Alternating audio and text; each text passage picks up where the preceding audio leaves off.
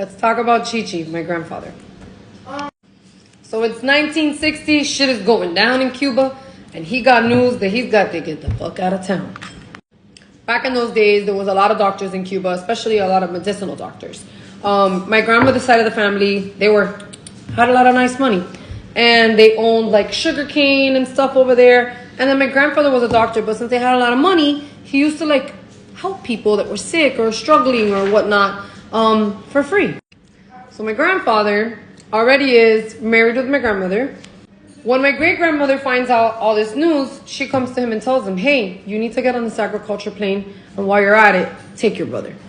Not only does he have to take his brother on his first airplane ride and get on a plane for the first time, but you also have to hijack it. So he decides to lie to his brother and tell him that he's going to take him on this little escapade to go visit some girlie that he really likes in the next town over.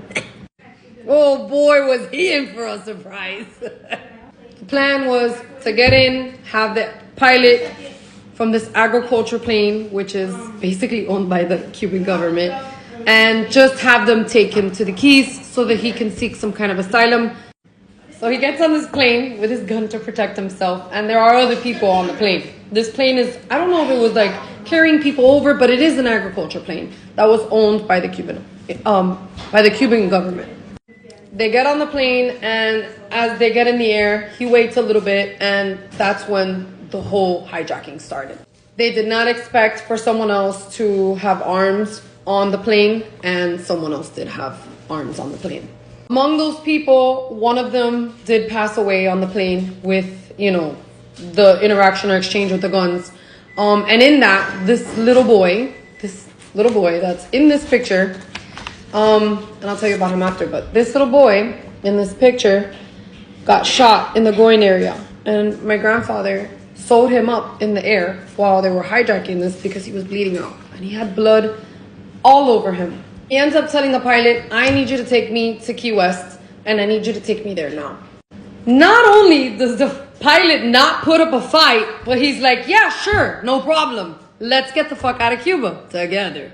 I want to say that everyone that actually left on that plane, hijacked, ended up seeking asylum when they got here. So they call it in, and he's landing. They're on the strip in Key West, and that's where they were escorted by F-14 jets so that they can land the plane.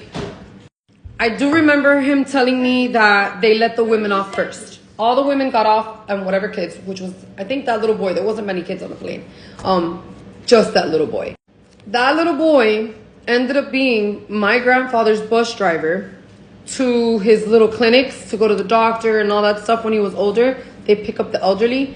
It ended up being that same little boy that was driving him all over town, and he thanked him, and he told him that he had kids and that he always thought about him. And I think that's fucking wild. So they get here, they take him, they detain him, they detain the other guy. They detain a couple of people. They have to interrogate them, and this man is just drenched in blood.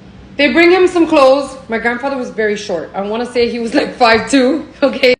They offered him some clothes because he was drenched in blood. He told his story. He told them what happened and that he really needed to seek asylum because they were going to kill him in Cuba. And he needed to bring his family here, and this is where we are. They assign him a public defender whom he thinks is like his bodyguard or, I don't know, tour guide. It was fucking hilarious. He gets to this place where they tell him, okay, you're a political prisoner. We're going to sentence you with X amount of years. And then after that, you have to go to the army and you have to serve for the country, which was part of the deal. He says he'll never forget that they gave him a cheeseburger and fries, and that's such an American thing. Anyhow, he thought that he was going to a fancy hotel. No, girl. Homes don't have jail cells, okay? It was very customary for back in the days to, if you were going into the army, the person that you were going to give your bunk to would like shake hands with you and like, wish you great luck in your army endeavors. But of course, this guy, this old man, he gets there and there's a lot of press and pictures and what the fuck's going on? So he looks to the guy next to him and he goes, oye, ¿Qué es lo que está pasando aquí? What's going on? What is this? And they're like, oh yeah, you know, you have to shake hands with the person who's turning in the bunk that you're gonna take over. And he's like, oh, all right, like, you know, let's do it. Let's get the show on the road. But why are there so many pictures and why so much like news press? What is this? It was Elvis Presley's bunk. He had no clue who the fuck Elvis Presley was. And he was just there to get his family back. But they need to move quick. I lost my train of thought. My phone rang. Okay, we're at the bunker, right? So this guy gets Elvis Presley's bunk. How exciting, how fun. He has no fucking clue who this man is. But yeah, that happens. And after about, I want to say he served his time. It was Vietnam. He got injured and never got sent out. Hi, I'm here for a reason. And he was just a magnificent human being. I loved him very much. Kids loved him very much. We called him Chi-Chi. And he was the best person on the whole planet. And he was funny. And can you give me his picture? And he was charismatic. And no one's perfect in this life. But he was my everything. And I just loved him so much. And this was him in our farm. Because he was fucking crazy.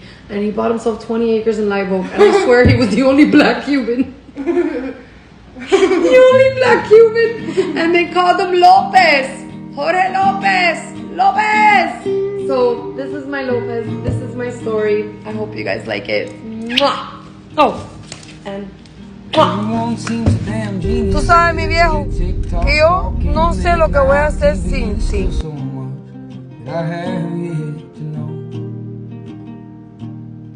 Get dressed up just to go downtown in some ego-filled late night crowd. Seems that's where I feel most alone.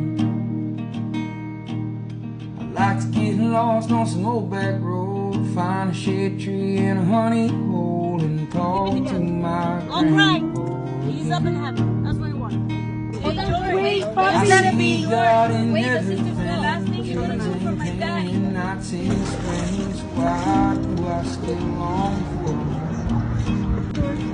Bye, mi viejo. you're free, Gigi. You're free. You're free, Gigi. You're free, Gigi. Like to love my lady long